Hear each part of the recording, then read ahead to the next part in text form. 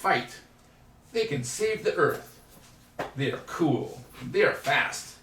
They save the day and give us inspiration.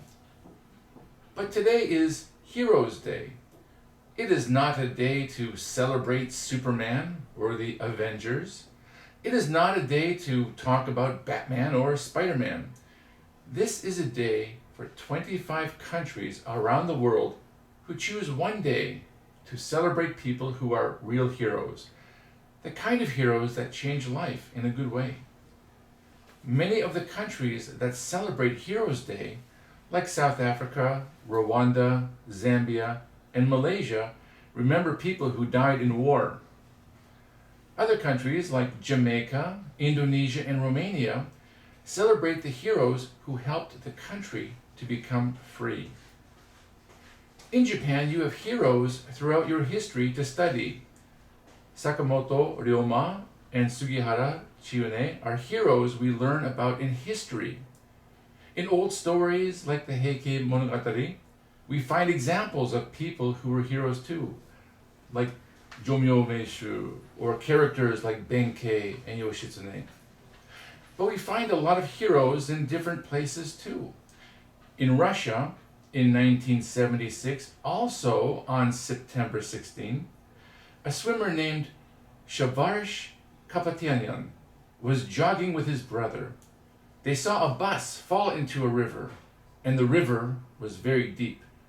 Shavarish jumped into the water, and he found the bus 10 meters below. He kicked out the glass of the back door and started to save people. Many died, but he saved over 20 people. He was badly injured and stayed in the hospital for 45 days. And 7 years later, he was walking and he saw a building on fire. He ran into the building and saved more people. At that time, he had many bad burns on his arms and had to be in the hospital again. In Russia and Armenia, he is a national hero. In Canada, we have a few heroes as well. My favorite is a young man named Terry Fox. Terry had cancer and one of his legs was cut off because of the terrible cancer. Terry Fox was a marathon runner, so he got an artificial leg and started to run across Canada to support cancer research.